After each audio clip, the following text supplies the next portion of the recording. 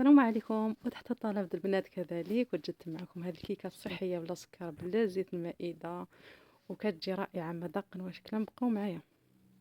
بسم الله على بركة الله. هنا في المقادير عندي 14 التمرات يكونوا كبارين، 5 البنانات الصغار بلديين ولا اي بنان عندكم، كاس الزبيب يعني مغسول ما مرطبش باش يجي باين لي في الكيكة ديالي، 3 البيضات كبارين او 4 صغارين، 2 كيسان د الحليب عادي يعني مكرطونة ديالو، كلشي غنديرو هكا في الهاشوار. عندي اقل من نص كاس الزيت، زيت الزيتون، راه ما يجيش يباين الريحه ديالو نهائيا. رشه الملحه، معلقه صغيره د القرفه، نص معلقه صغيره الزنجبيل، كيعطيها المذاق رائع الزنجبيل، يعني يبقى الاختيار ديالكم. هنا غنطحن في الهاشوار داكشي كامل. صافي هنا نحيد الخليط نكبو في واحد الاناء. الزبيب راه ما يتطحنش مزيان، انا بغيتو يعني يبقى باين كما تشوفوا الخليط ديالي. هنا غنضيف عليه معلقه عفوا 2 معالق الخروب، معلق كبارين، وغنضيف معلقه النبق تكون ممسوحه، معلقه كبيره كيعطيها المذاق كذلك صحي. 2 خمارات 8 غرام، مجموع 16 غرام. وغنضيفو نص معلقه بيكربونات الصودا كتعطيها واحد القوام اسفنجي، و2 معالق الكاكاو المر. تقدروا ديروا كاكاو اللي يعني اللون ديالو يكون بني، انا يعجبني هذا اللون ديالو مغلوق. الدقيق حسب الخليط، دقيقة فرينة، يعني كاينه فرينة تجيبوها من الطاحونة ولا تشريوها ديروها على يدكم باش تجي هكا الوصفة صحية 100%. ونخلطو هكا بسباتيل بشوية بشوية.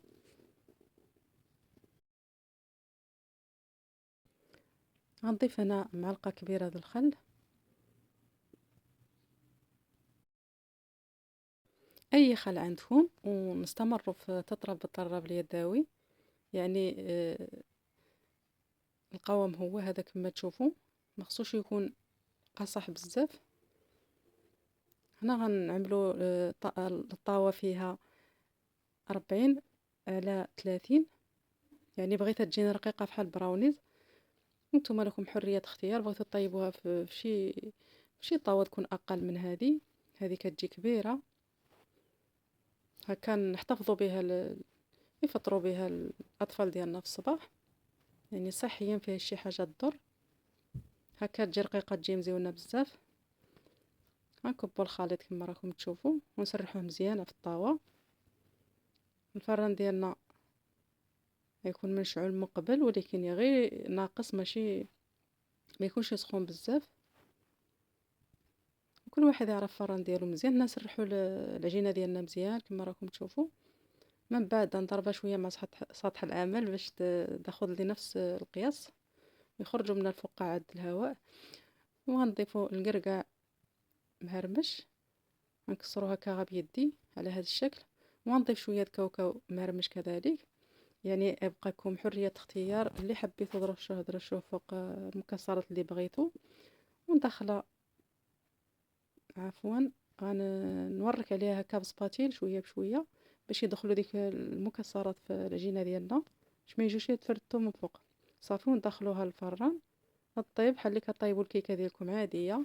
وهنا من بعد ما طيبتها نتوما تشوفوا تحمرت لي شويه من الوجه، ولكن هي هذيك محمره لان الفران الغاز كيحمر من الوسط بزاف والطرفين يخليهم شويه بيضين، شي مشكل. هنا العجينه ديالي وهي سخونه خرجتها من ديك الطاوه، حطيتها على سطح العمل. دردرت عليها شويه العسل تمر ولا دبس التمر، يعني حليتها هكا شويه. تقدروا ديروا العسل وغنحيدها بسهوله في واحد الطبق، يعني وهي بقى سخونه غير باش نصور معكم، يعني خصكم تخليوها حتى تبرد. ها هي كيفاش تجي اسفنجيه واخا يعني ما فيهاش الفرص. وهذا هو الشكل النهائي الطرطه ديالنا ولا الكيكه ديالنا، كما بغيتو تسميوها. كتجي رائعه مذاقا وشكلا وغيحماقوا عليها وليداتكم ان شاء الله والعائله ديالكم. ديروها ما غتندموش ان شاء الله. هانتوما تشوفوا معايا القوام ديالها كيفاش يجي. الحلاوه ديالها تجي معقوله، ما تجيش حلوه بزاف وما تجيش يعني قاصحه كما راكم تشوفوا. نقطعها معكم يعني اسفنجيه لواحد الدرجه ما تصورش، وتقدروا تحتفظوا بها في الثلاجه ديالكم يعني حتى الاسبوع، شي بواطه مغلوقه مزيان، وتخلوها هكا وليداتكم يفطروا بها، ولا تحطوها في المجمد كذلك. هكا غتكونوا قدمتوا لولادكم شي حاجه صحيه، والصحه والراحه. وما نساونيش من لي لايك.